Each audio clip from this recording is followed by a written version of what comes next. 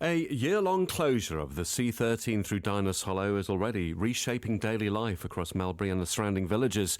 Some residents say they're confused, feel misinformed and in some cases put at risk by diversion routes that aren't what they're told they should be. Is this a one-way? Is it not a one-way?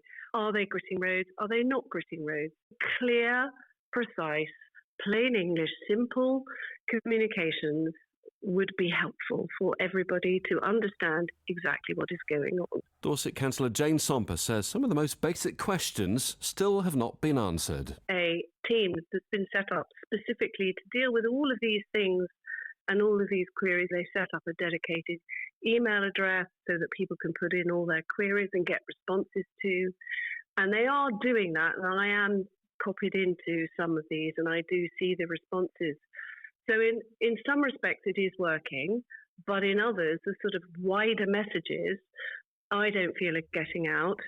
I've spoken to people actually in the Hollow who didn't have any information other than a letter that arrived a few days before the work had begun.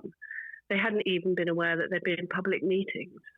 I know you can't always reach everybody, but it could have been better. Residents in the lanes where there's the one-way diversionary routes around Melbury have been promised, they've been told by officials on the ground that those side roads, which will be busier than normal maybe, are going to be gritted when the gritters go out.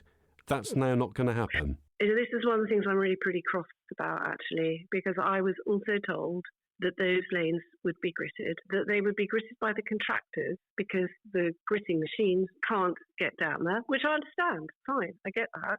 But then it transpires that actually contractors are not doing that.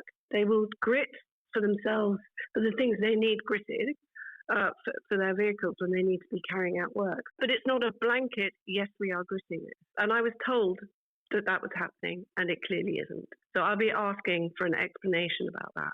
One of the questions that's been asked, that I've asked and others have raised, is, well, why is it taking so long? And I have been told that because of the nature of the Hollow and the narrowness, that impacts the way in which they work. If it was a wider space, they would have been able to do different things at different times on each side, which would have made the project quicker.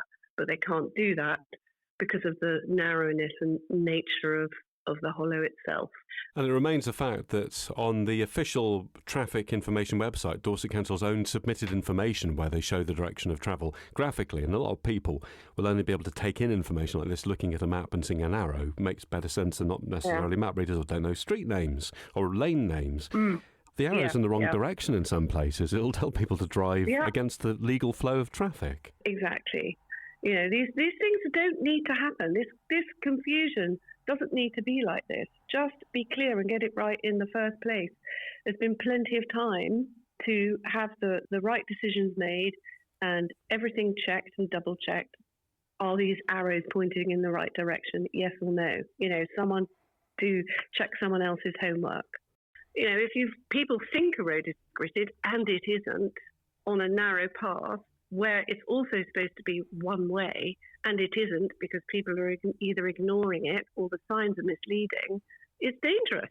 We've seen posted from a resident who lives in Melbury who was concerned about the one-way traffic by Redmond's Lane, by the village hall top of West Lane, and there were no entry signs to stop traffic going through at one particular point there. I spoke with the project manager on site who said they'd arranged for signs to be put in place. Then the contractor's vehicle arrived, apparently, and removed the signs, and now has decided that part of West Lane is now two-way. There's been no official communication of that. So is it two-way? Did you know about this? I was made aware of this commentary, and I have, again, asked for an explanation. I, too, am waiting. It seems nobody appears to know actually what should be happening down on the ground. The parish council were really clear about what they wanted there, and they were told that this would happen.